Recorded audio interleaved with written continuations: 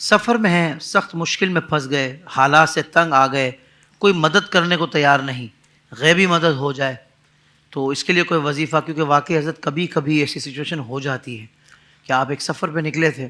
کچھ آپ کے ساتھ ایک ٹریجڈی ہو گئی، کوئی حادثہ ہو گیا، تو اب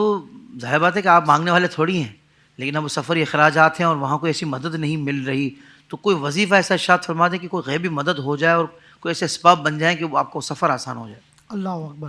حافظ صاحب اس میں بہرحال دیکھا ماشاء اللہ آپ کے بھی کئی سفر مدینہ ہیں، حج کے سفر ہوتے ہیں، کئی بعض اوقات پاسپورٹ گم ہو گیا، اب آپ کو بتاؤ اس پہ جانے کی کیا حالت ہوئی۔ بعض وہ ایسا ہوا یہاں سے کوئی ڈالر لے کر گئے، آپ دبئی ایئرپورٹ پہ کنگ ایئرپورٹ پہ آپ تو ڈالر لے کر گئے تھے، پتہ چلا وہ ڈالر جو ہے وہ آپ کا اس میں ان کے نزدیک کوئی فال نکل آیا، وہ بٹھا لیتے ہیں جبکہ آپ کی کوئی غلطی نہیں ہے، آپ تو یہاں سے دیکھ کے لے کے گئے۔ یہ احتیاط بھی کرنی چاہیے، بعض اوقات جب ہم یہاں سے کوئی ڈالر یا کوئی بھی کرنسی خریدتے ہیں تو ہمیں بہت اچھی جگہ سے چیک کروا لیں کہ کہیں غلطی سے ہمارے پاس نقلی کرنسی تو نہیں آ گئی۔ اسی طرح حافظ صاحب کسی کا بیگ گم ہو جائے یا آپ نے کوئی بکنگ کرائی تھی ووچر گم ہو گیا، یا آپ کوئی بھی ایسی تکلیف ثانیہ واقع ہو جاتا ہے، آدمی کا سارا سفر ایک طرف، وہ بیچارہ تکلیف، بچہ گم ہو گیا، غیر متوقع طور پر بچہ گم ہو گیا، کسی طرح میں کوئی واقعہ ہو گیا، یہ میں نے دیکھا ہے کہ آپ سفر میں کوئی مدد کرنے والا نہیں۔ ویسے تو حدیث پاک میں یہ کہا جائے، یہ جنگل بیابان میں آدمی کہ اللہ کے بندوں میری مدد کرو، اب یہ رجال الغائب ہے،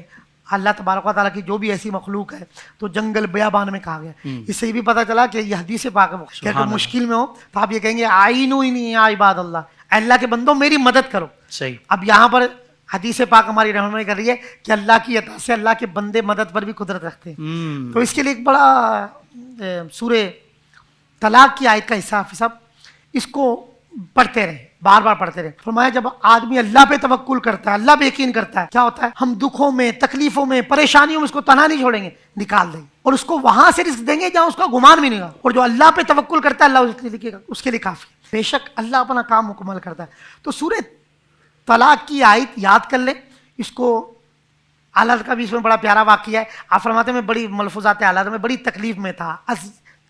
کرب کے عالم میں تھا، آزمائش اللہ کے ولیوں پر آتی ہے، تو میں نے مہرارہ شریف چٹھی بھیجی کہ مجھے کوئی وظیفہ بتا دیں، تو کہنے اسی دوران جواب آنا تھا، میں